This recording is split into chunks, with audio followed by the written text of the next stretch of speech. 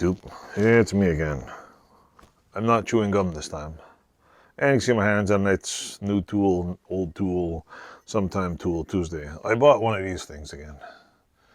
A little tiny oil can. The reason why I bought it was, well, it's got a split here, but I haven't seen one with a tip intact. This one looks like it's going to break off soon. I'm not going to touch it. But if you look at it, it's still there. There's oil in here, but I'm assuming all the oil's going to leak out over here. It's really cool. It's tiny. It's got a little bit of oil inside. And I paid $4 for it. Can't go wrong. A $4 oil can. I could now oil nothing with it because there's a hole in the side. Looks like somebody kinked it here and screwed it up. Makes you wonder though, how the hell did he make this? Because I mean, look at this. Look how thin this thing is. I mean, it's here. I'll put my finger next to it.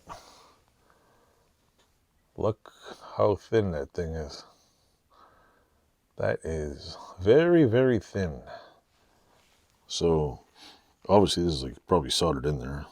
There's a seam up the middle, but somebody had to roll this. Some machine had to roll it and crimp it together. It's pretty cool. Like this is probably just standard can. I mean, I don't know how the hell they made this, but it's pretty damn cool. So yeah, that's that. Like, subscribe, check out the people below, and thanks for everybody for watching my channel. It's pretty cool.